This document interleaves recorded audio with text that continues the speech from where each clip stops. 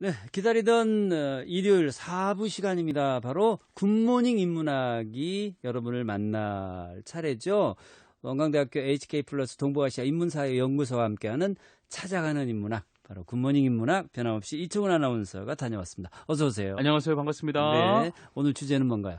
우리 교과서에서 예전에 신동엽 시인에 대해서 한 번씩 배운 적은 있으실 거예요. 그럼요. 예. 네, 많은 작품들을 남겼잖아요. 그렇죠. 네. 이 한일 협정에 관해서도 상당히 좀 비판적이고 그럼 좀 일침을 가는 그런 어떤 문학적 활동을 하셨던 분들인데 네. 그분의 문학을 우리에겐 좀 알려지지 않은 문학을 한번 좀 준비를 해봤어요. 아. 네, 그래서 그 문학을 토대로 해서 어떤 그분의 시사점을 좀 살펴볼 수 있고 그분의 과연 철학은 과연 무엇이었는지 비판의식은 과연 무엇이었는지 한번 살펴보는 시간 마련했습니다. 네, 신동엽 씨는 우리가 알고 있는 그 외에 다른 측면을 살펴보는 시간이라고 보면 되겠네요. 이충훈 아나운서와 함께 출발합니다.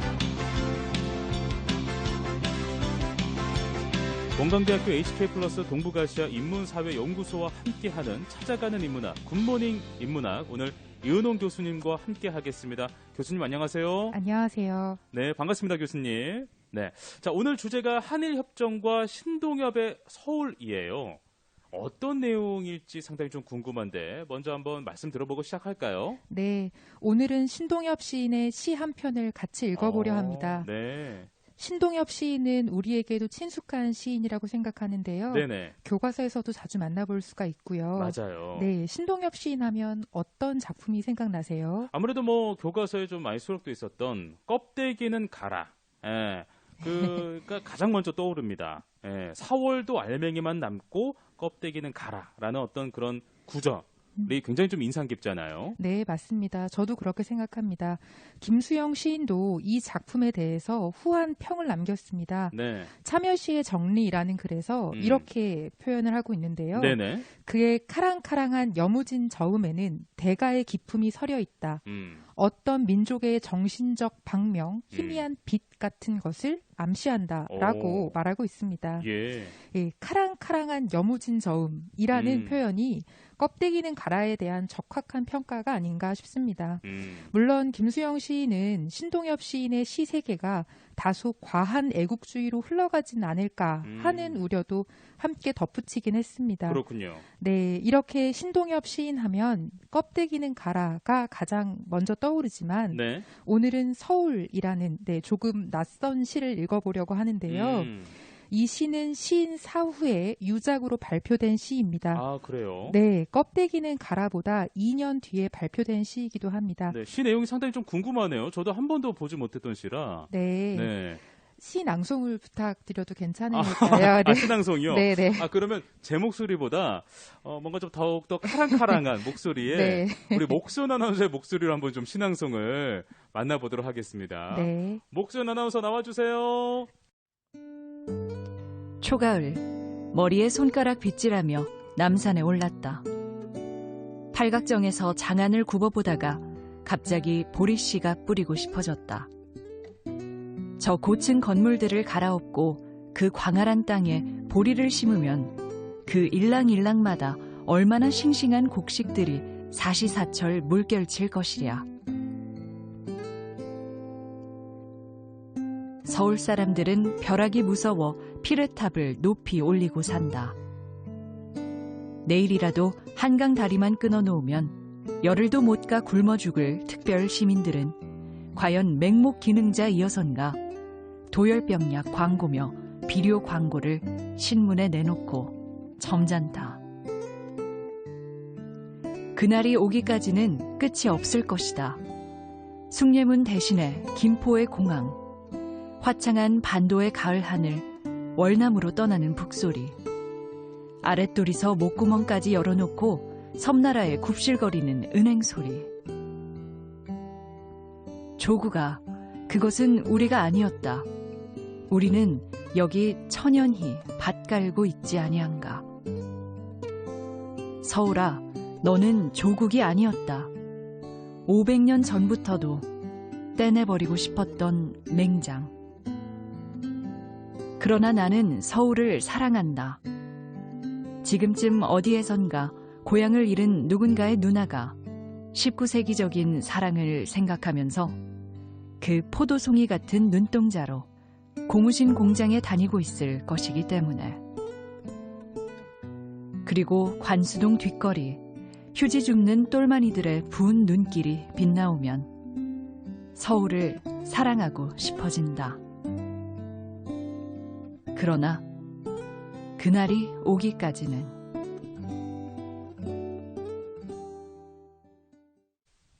잘 들었습니다. 네. 네. 다시 한번 우리 목순 아나운서 다시 한번 감사드리고요.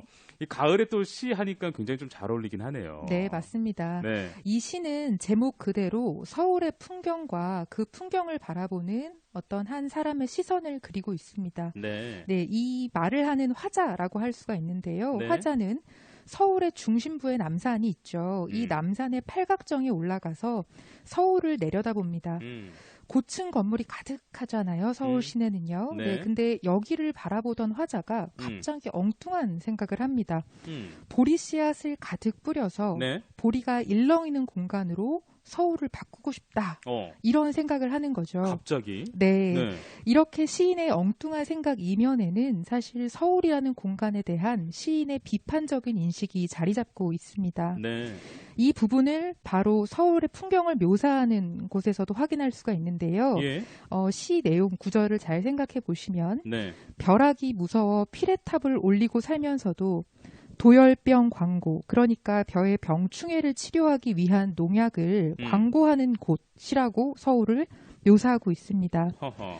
식물에 생긴 병을 치료하기 위해 쓰이는 약은 네네. 식물의 병은 치료를 하겠죠. 예. 그렇지만 약으로 오염된 땅은 그 땅에 사는 모든 생명체를 병들게 할 위험도 있습니다. 굉장히 모순적이네요. 그렇습니다. 예. 네, 이를 간과한 채로 농약을 광고하는 서울 시민의 어떤 행태를 꼬집고 있는 것인데요.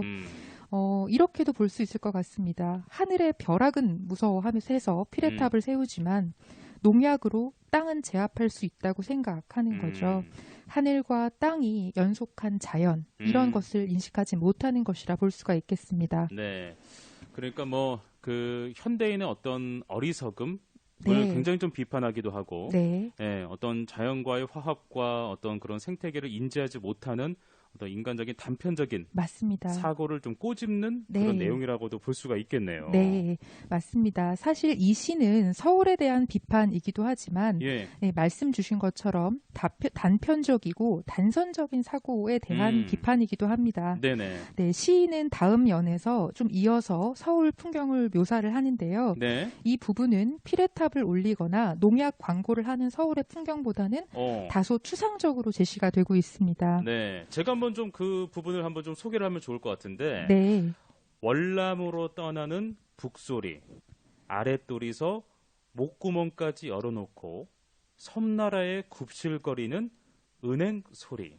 이 부분이라고 교수님은 좀 찝어오셨어요. 네, 맞습니다. 한번 좀 설명을 해주시면 어떨까요? 네, 이 부분을 이해하기 위해서 지금 이 부분에 나오는 표현들을 보시면요. 서울의 풍경으로 월남, 섬나라, 그러니까 일본을 언급하고 있는데요. 이런 이유를 알려면 어떤 역사적인 배경에 대한 이해가 필요합니다. 네. 1965년 6월 22일에 체결된 한일협정에 대한 이해가 필요한데요. 그렇군요. 한일협정은 대한민국과 일본국 간의 기본 관계에 관한 조약입니다. 예. 한일 기본 조약이라고도 하고요. 네. 해방 이후 한국과 일본의 외교 관계가 단절돼 있던 상황에서 이 조약을 계기로 양국 간의 수교가 재개됩니다. 이 수교의 결과로 한국은 일본으로부터 3억 달러 이상의 경제 원조를 받고요. 근데 이제 좀 논란이 되었던 부분은 이 자금의 명분을, 명목을 무엇으로 할 것인가에 대한 논란이 있었습니다. 맞아요, 맞아요. 네, 한국의 경우에는 이걸 청구권 자금, 그러니까 일제히 불법적인 식민 통치에 대한 공식적인 배상금으로 받아들이려고 했고요. 예. 일본은 조선의 식민화를 합법적 행위로 주장했기 때문에 네. 해당 액수를 식민 통치에 대한 배상금이 아니라 신생 대한민국을 배려한 독립 축하금, 경제 협력 자금으로 생각을 했습니다. 그러니까 이러한 부분이 확실하게 가름이 되지 않아서 지금까지도 논란이 되고 있잖아요. 네, 맞습니다. 네. 네, 그래서 부르는 이름은 이렇게 서로 달랐지만 예. 이렇게 자금이 왔다 갔다 이렇게 올 수 있었던 이유는 한국의 박정희 정권과 일본 네. 그리고 더 나아가서 미국의 상호 이익에 부합했기 때문에 이 어떤 성립이 될 수 있었던 부분이 있었거든요. 예. 우선 박정희 정권은 5.16 군사정변 이후에 정권 수립의 타당성을 세워야 했습니다. 이를 위해 내세웠던 전략 가운데 하나가 다 아시다시피 경제개발, 개발. 산업 부흥, 네, 이런 목적이었죠. 네네. 그러니까 한일 협정을 통해 얻은 이 자금을 유용하게 사용할 수가 있었던 것이고요. 두 번째로 일본의 경우에는 미국으로부터 저개발 국가의 경제 발전에 네. 어떤 공헌과 책임 분담을 하여라라는 압박을 받고 있었습니다. 그 당시에 그런 압박을 받고 있었군요. 네, 맞습니다. 그러니까 일본은 이 자금을 통해서 세계 최빈국 중에 하나였던 한국의 발전을 돕는다는 경제적 명분, 그리고 냉전 시대에 즈음한 반공 체제를 수호한다는 정치적, 군사적 명분까지 얻는 어떤 이익을 얻게 되는 것이지요. 서로 이해관계가 완전히 맞아떨어졌던 거네요. 그렇죠. 시대상. 네. 그리고 마지막으로 하나 더 봐야 되는 것이 바로 미국인데요. 예. 미국은 일본을 중심으로 동아시아 지역을 통합하면서 공산주의의 확산을 봉쇄하고 미국 주도의 자본주의를 공고히 하려는 목적을 달성하려고 했습니다. 한마디로 요약해서 종합한다면 예. 2차 세계대전 이후에 전후 처리가 제대로 되지 않은 상태에서 미국과 일본이 주도한 굴욕적인 협정이었다고 볼 수가 있겠습니다. 네네. 겉으로만 보면 미국과 일본, 한국의 동맹 관계를 어떤 공고히 하는 것으로 보이지만 이 세 나라가 대등한 관계가 아니었다는 것에서 네. 상당히 좀 허점이 많았을 것으로 좀 생각이 들어요. 네. 그리고 한일 협정에 대한 반대 목소리도 당시에 뭐 만만치 않았잖아요. 네, 맞습니다. 명목상으로는 무상 지급의 부분이 있었지만 예. 실제로 그 자금의 사용에 대해서도 일본의 허락을 받아야 하는 내용이 조약 안에 있었고요. 네. 이 조약을 통해서 결국 한국은 저임금의 노동력을 제공하고 일본은 자본, 설비, 기술 등을 제공해서 수직적인 노동 분업 관계를 맺었던 것입니다. 한국 경제의 일본 종속성 네. 이런 것들이 심화될 수밖에 없었던 거죠. 네네. 그리고 이 한일 협정과 함께 생각해야 되는 것이 또 베트남 파병 동의안인데요. 그렇군요. 네, 한일 협정이 체결된 바로 다음 날에 예. 이 동의안이 가결이 됐습니다. 네네. 미국의 동아시아 지역 통합 전략에 따라서 한국은 미국이 주도하는 베트남전에 전투 병력을 지원하고 하하. 일본은 한국을 경제적으로 지원하는 역할을 분담하게 된 것입니다. 예. 네, 그리고 이 당대 1960년대에 살았던 한국인들은 이런 상황이 과거의 아픈 역사적 기억을 떠올리게 하기에 충분했던 거죠. 네. 네, 2차 세계대전 당시에 일본이 아시아의 여러 지역들을 침략하면서 대동아 공영권이라는 개념을 내세웁니다. 네네. 네, 일본을 중심으로 공존 번영하기 위한 어떤 동북아시아 지역권을 설정하는 개념인데요. 이거는 일본이 중심이 되는 거네요. 그렇죠. 네. 이것을 중심으로 해서 어떤 침략을 명분화했던 거죠. 예. 그런데 미국이 1960년대에 일제 말기에 했던 그런 동일한 것 같은 형태를 미국이 일본을 거점으로 예. 동아시아의 질서를 재편하려고 했던 이런 상황 자체가 어떤 식민주의라고 해야 될까요? 굉장히 위험한 발상이기도 하네요. 네, 맞습니다. 네. 일본의 제국주의를 또다시 반복되는 거 아닐까 이런 어떤 우려를 낳기에 충분했던 것입니다. 그렇군요. 네, 이에 반발해서 우리가 알고 있는 6.3 항쟁이라든지 네. 1964년에서 5년에 걸쳐 여러 한일 협정 반대 운동이 일어나고요.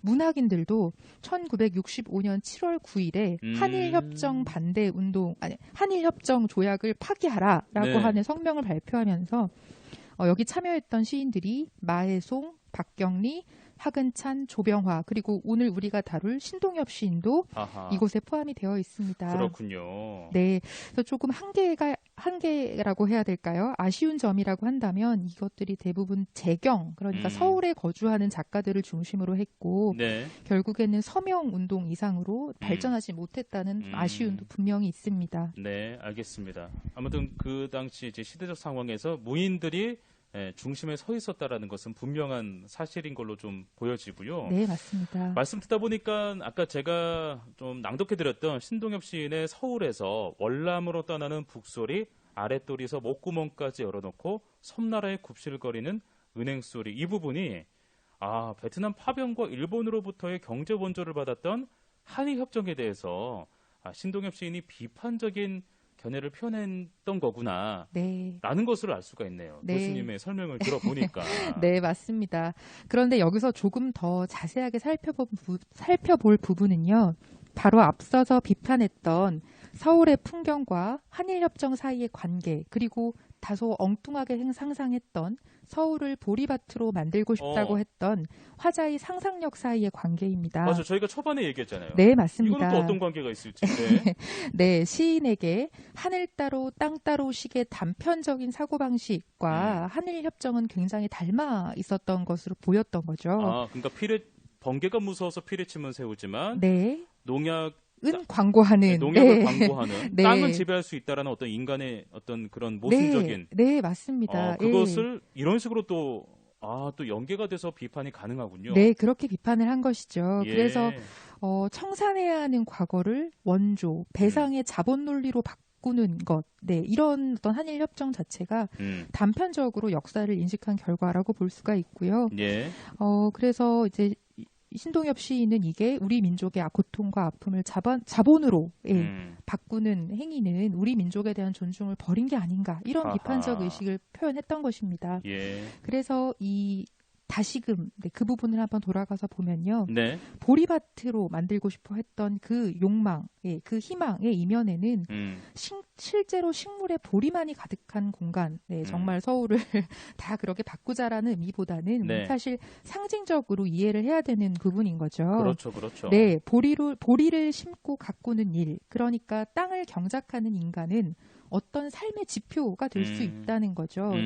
네, 밭을 갈고 농사를 짓는 인간은 하늘과 땅이 연속하는 자연을 알기 때문에 네. 하늘에 대한 막연한 두려움, 피레침을 무서워하는 그런 막연한 두려움 대신에 경외심을 품고 하늘에 대한 경외심을 땅에서의 어떤 윤리적인 삶을 위한 거울로 삼을 수 있다는 거죠. 네네. 네, 그리고 또 농사를 짓는 일이라는 것이 그렇지 않습니까? 혼자서는 네네. 할 수가 없죠.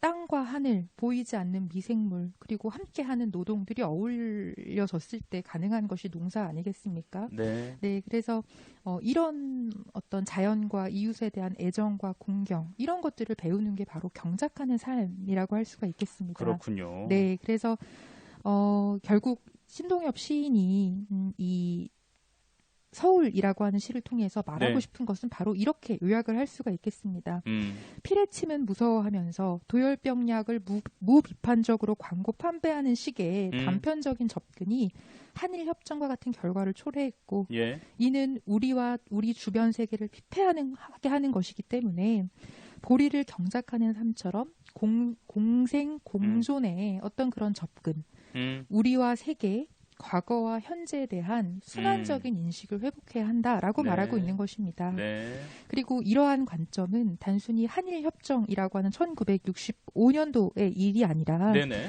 네, 한일 관계는 현재도 지속되는 것이지요. 그렇죠. 역사는 과거에 멈춘 것이 아니라 현재도 지속되는 것이기 때문에 한일 관계를 맺는 데 있어서도 우리가 신동엽 시인의 이런 생각의 의견을 한번 다시금 곱씹어 봐야 한다고 생각을 합니다. 네. 알겠습니다.